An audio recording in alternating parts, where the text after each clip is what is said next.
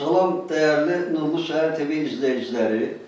Ənənəvi olarak yine de hemşarımız Vacib Bey ile birgə hal-hazırki dönemde aktual problemlerden söhbət açmaq istəyir. Değerli izleyiciler, çok da sizin vaktinizi almak istəmirəm.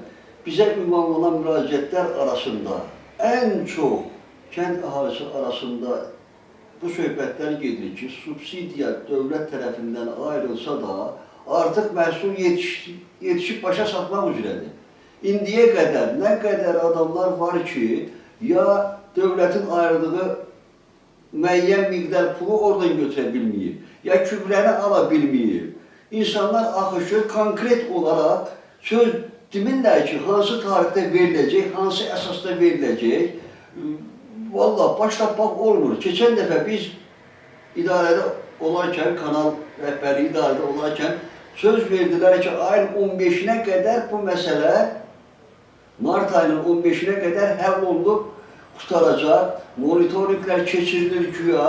Artıq bilirsiniz də yəqin ki, əkilən sahələr, əkilməyən sahələr söhbəti var. Buna görə də çox gözəl. Biz də alqışlayırıq ki, əgər sahədən istifadə olunmursa, dövlət vəsaiti niyə görə boş yerə ciblərə getməlidir?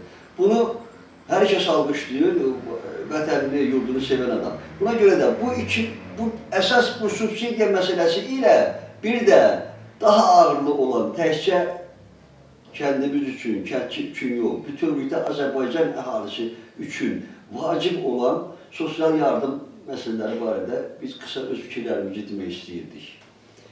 Salam, Nurlu Səhər izləyiciləri, yenə sizi deyib gəlmişik. Məsələ ondan ibarətdir ki, həqiqətən Eldar müəllim də məsələyə aydınlıq gətirdi ki, bu torpaq məsələsi, subsidiya məsələsi, sosial məsələlər həqiqətən bu günlərin aktual məsələdir. Biz həmkarım və kanal rəhbəri ilə bir yerdə, həqiqətən də Şəki şəhərində torpaq şöbəsində olduq və orada bizə vədlər verdilər ki, 15-ci tarixində bütün subsidiyalar verib nə eləməlidir, qutarmalıdır. Çox təəssüflər olsun ki, bugünə kimi subsidiyalar verilməyib. Məsələ nədir? Məsələni qoyurlar ki, orada. Deməli, məsələ ondan var ki, monitoring keçirilməlidir. Mən başa düşə bilmirəm. Bu monitoring nə qədər vaxtda, nə qədər müddəti keçirilməlidir? Axı, əhalinin yarısı müəyyən qədər subsidiyaları alır. Amma orada da yenə problemli məsələlər var. Problem ondan ibarətdir ki, subsidiyanın yarısını veriblər, yarısı qalır. Bu insanlar müraciət edir ki, nəzə bu subsidiyama yarısını verib, yarısını vermirlər. Bu məsələ bundan ibarətdir.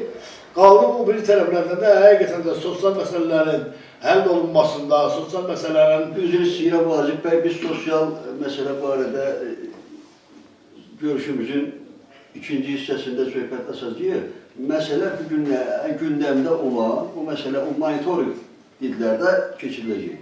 Bu monitoringi hər halda müddəti olmalıdır. Onlar monitoring keçirən qurum nəzərə alıb ki, 15-nə qədər bu şeylər həll olunub, pulların hamısı ödəniləcək. Bu, bir daha insanlar arasında inamsızlığı yaradırlar.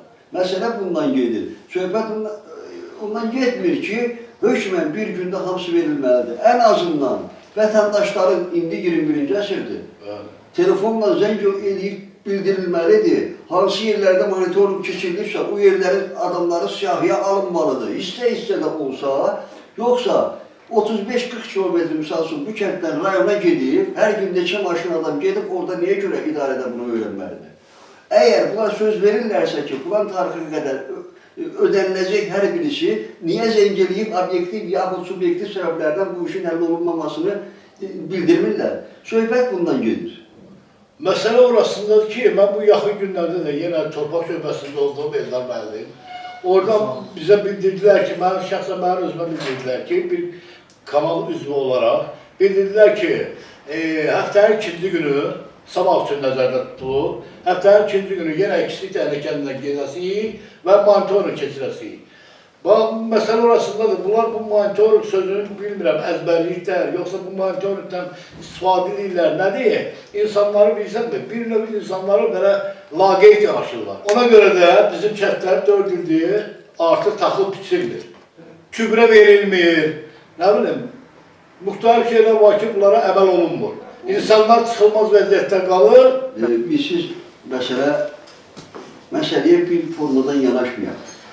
Bir var ki, heç dövlət tərəfindən verilmir subsidiyalar.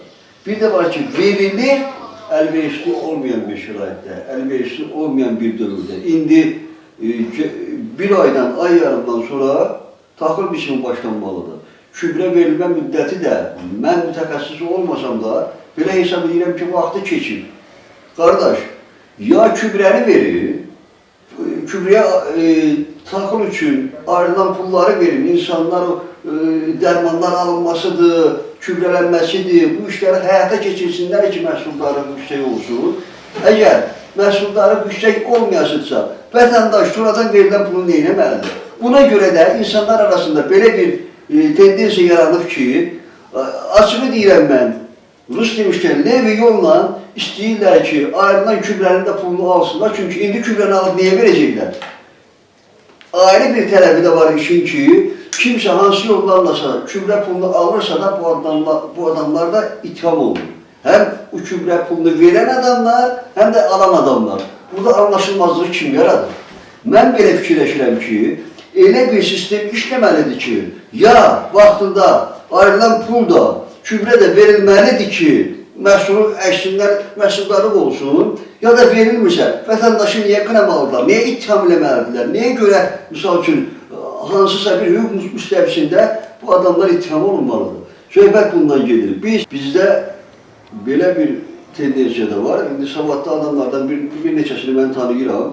Məhsuldarlıq olmur axı, çünki vaxtında gübrəsi verilməyibsə, yaxud verilən puldan vətəndaşa vaxtında çatıb onun deyək ki, ziyanvericilərdən qorunması üçün tədbirlər görülməməsinə görə məhsuldarlıq olmuyor, sığorta gətirirlər, sığorta pulunu keçirirlər. Dövlət burada həm vətəndaş üçün bu şərait yaradır ki, məhsuldarlıq olsun, gübrələnsin, ziyanvericilərə qarşı mübarizə aparılsın.